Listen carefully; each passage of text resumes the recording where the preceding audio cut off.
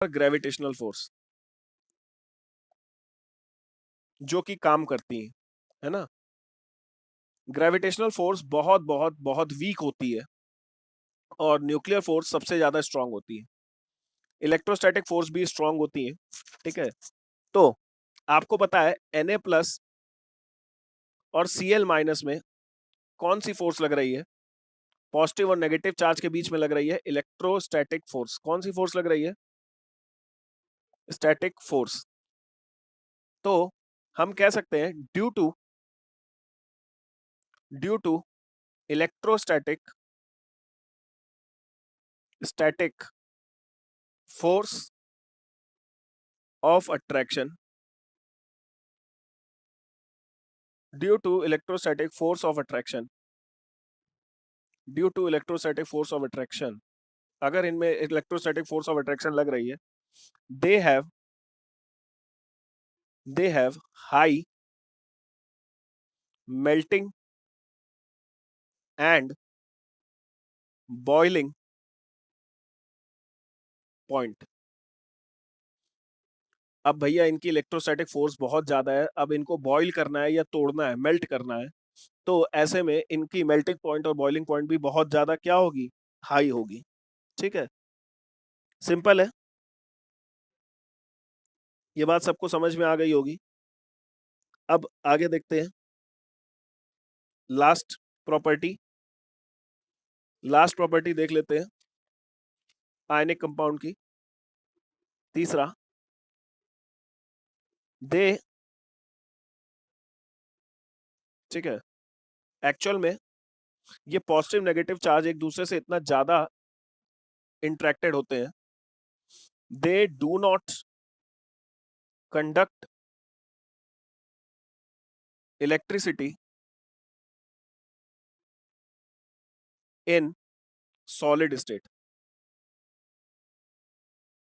बेटा जब ये सॉलिड स्टेट में होता है तो ये पूरा कंपाउंड होता है ना। Because they do not have free electrons. बेटा इनके पास फ्री इलेक्ट्रॉन्स नहीं होते हैं, इसलिए ये सॉलिड स्टेट में कोई भी इलेक्ट्रिसिटी कंडक्ट नहीं करते हैं। ठीक है, ये बात सारी तीनों प्रॉपर्टीज क्लियर हो गई हैं। ठीक है, पर अगर इनको मोल्टन स्टेट में रखें, but they can conduct electricity in molten state. ठीक, मोल्टन स्टेट में ये लोग इलेक्ट्रिसिटी जब Na+ और Cl- अलग अलग हो जाए तो ये इलेक्ट्रिसिटी को कंडक्ट कर सकते हैं। ठीक है, बात समझ में आ गया।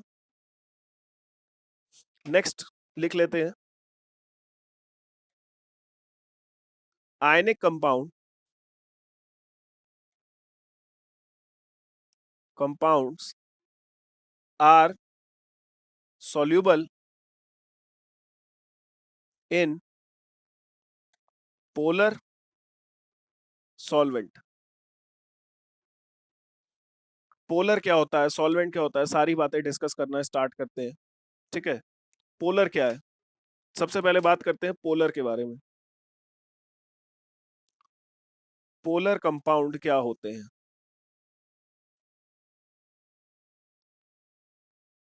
जिनके पास सेपरेट पोलर कंपाउंड क्या होते हैं, चलिए देखते हैं। पोलर कंपाउंड्स क्या होते हैं? सेपरेट पॉजिटिव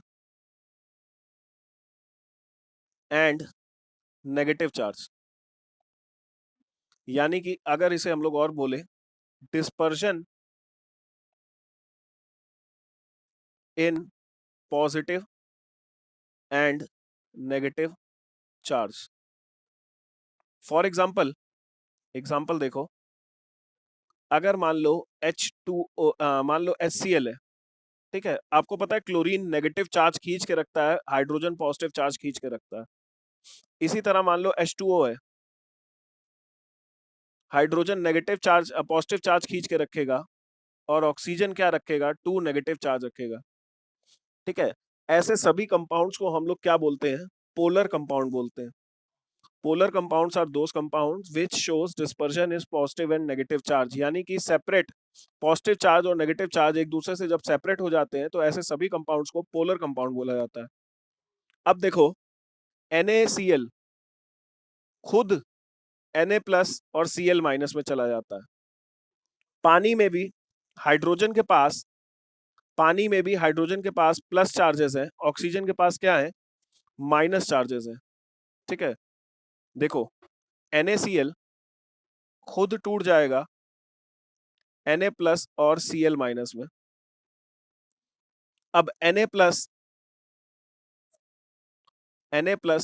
के पास आ जाएगा H2O का, Na प्लस के पास आ जाएगा ऑक्सीजन, और इस तरीके से पानी में ये घिर जाएगा, पानी में ये घिर जाएगा, इसको घेर लिया जाएगा। और इसी तरह Cl माइनस को भी पानी में वाटर के हाइड्रोजन हाइड्रोजन प्लस होता है ना, हाइड्रोजन घेर लेगा। ठीक है, ठीक है, यहाँ पे हाइड्रोजन इसको घेर लेता है।